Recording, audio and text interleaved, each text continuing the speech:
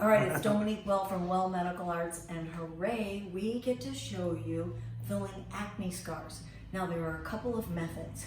In particular, we usually go in intradermally and fill each acne scar. You might have seen that before. Bellafill is the product, the only product that is indicated for filling acne scars. It works very well by building the patient's own collagen. That usually starts at about day 30.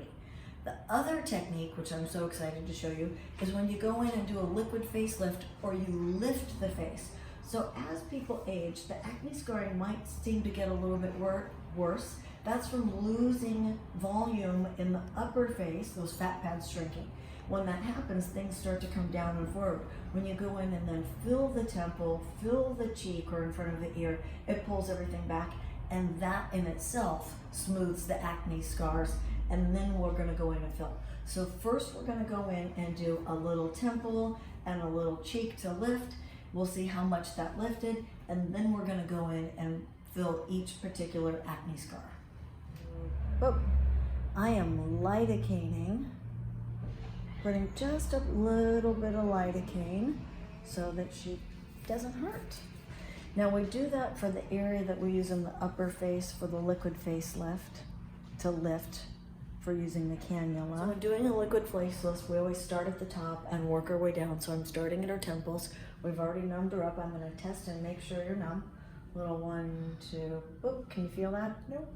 1, 2, boop. Can you feel that one? Nope. And 1, 2, boop. What about that one? Nope. Yay, good enough. Here we go. Little tiny poke. Boop.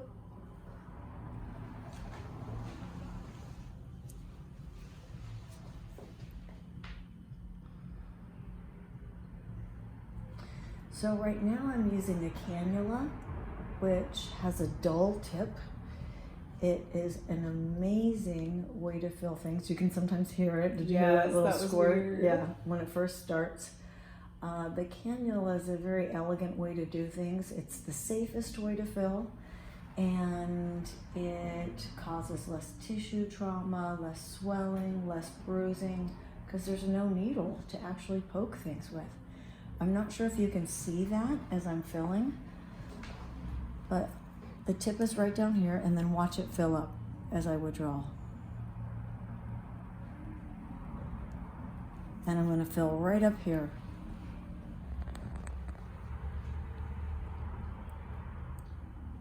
Isn't that amazing? All without a needle. And I love working with the cannula because I'm able to get a large area by only one poke. Looking great. And how are you feeling? Good. Good. And you're a great patient. We're almost done with the first one.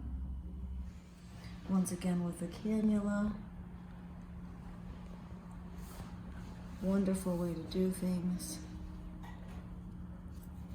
This point is called the lateral cheek, and it goes all the way back into the hairline. I do hairline lifts on people. It's one of my favorite areas is to hide filler here up into the hairline.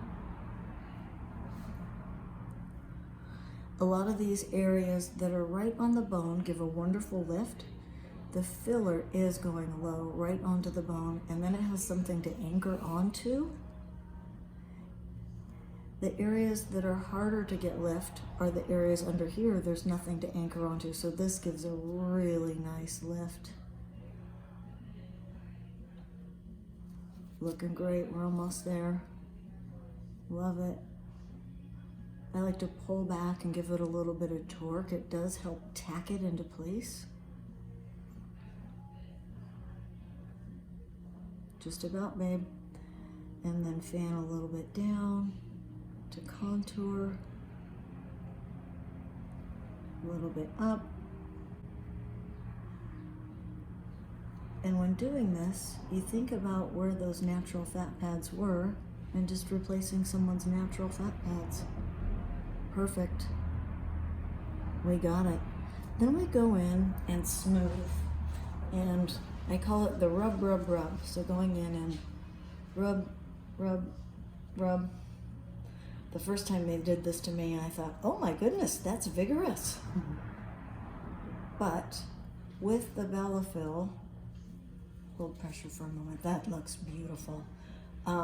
There are the tiny PMMA molecules, and we want them nicely spread throughout. That's why we're fanning them in there, layering them in there, and then smoothing them out.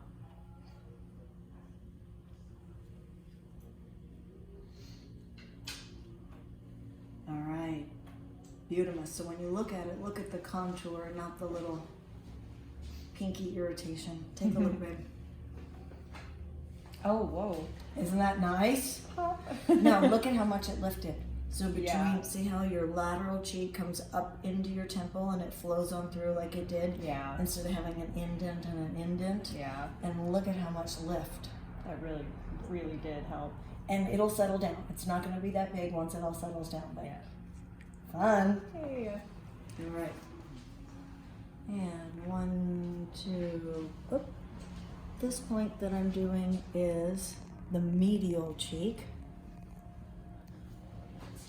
also referred to as the apple.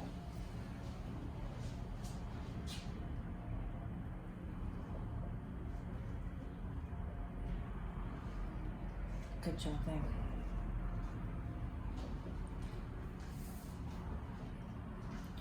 And we're just doing a little bit right here.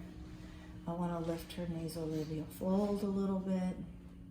This is what makes people look healthy. I can even go in and do this on men, and all it does is make them look a little less tired.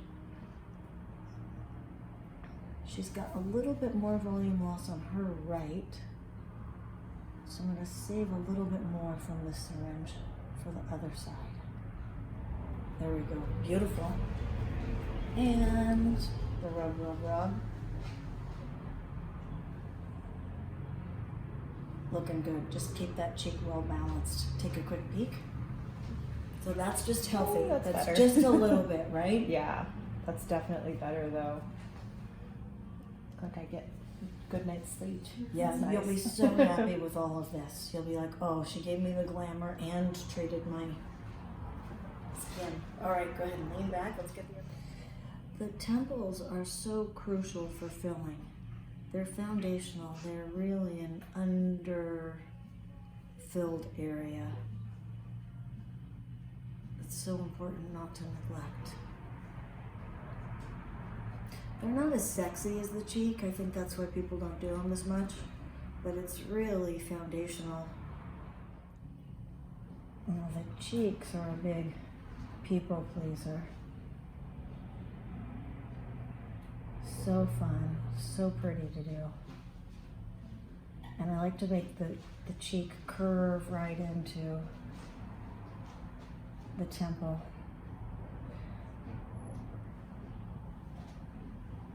You're doing great, babe. There.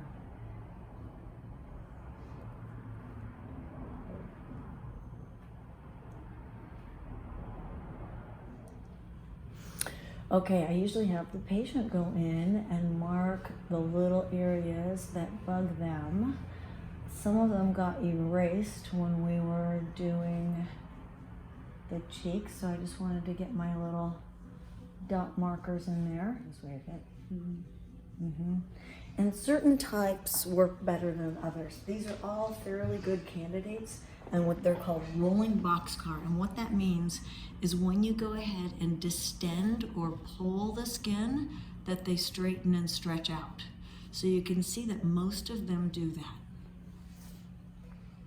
I also want you to notice she still has a little bit of volume loss right through here. At another time, we'll go in and fill this area. That's called preauricular, or above, in front of the ear, or sometimes submalar, below the chin, and or below the cheek. When we go and pull that back, that's also going to help her acne scarring as well as the aging laxity, which you really don't have much of. 1, 2, oh, tiny poke. So we really just get right underneath the lesion and fan it a little bit to fill it up. 1, 2, boop. And I'll go through and I'll fill them. And then afterwards, do the rub, rub, rub to smooth. There's another technique that I'm doing here as well. 1, 2, boop. And that's called subcision. And that is with the needle separating the little bit of adhesed, which means stuck to tissue, and kind of cutting it away. Separating it so that it doesn't stick anymore. 1, 2, boop, 2. Some of these ones that are a little bit smaller, I like to just go straight in. Give it a little boop. Wow. So it does just look a little pokey from being poked, but it'll all settle down. Yeah. Wow. Isn't that neat? That's the smoothest I've ever seen it. Wow. Yay! Compared to the other side now, wow. Let's go get the other side. Wow. Let's get them. They are so rewarding to get.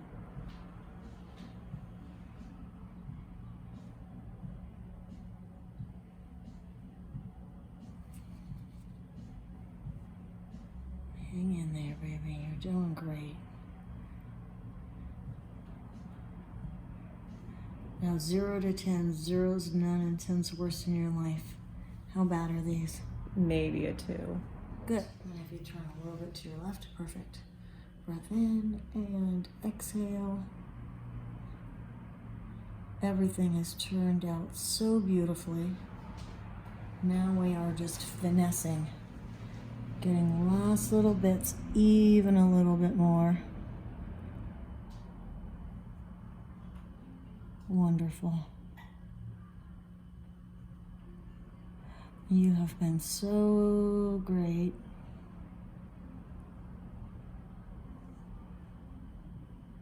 There we go. Very nice. And there is a tiny bit left for just that little bit right here. Smile for me. Breath in, relax, and exhale. Tiny poke. Same thing, just that little bit of collagen build. Got it. Yay. All right, let's rub it in. Sculpt it. All right, so we just finished doing upper liquid facelift. We did temples, lateral cheek, medial cheek to lift and support. It looks gorgeous. Just a tiny bit swollen. And then we filled in all the little acne scars. They look so good. Yay.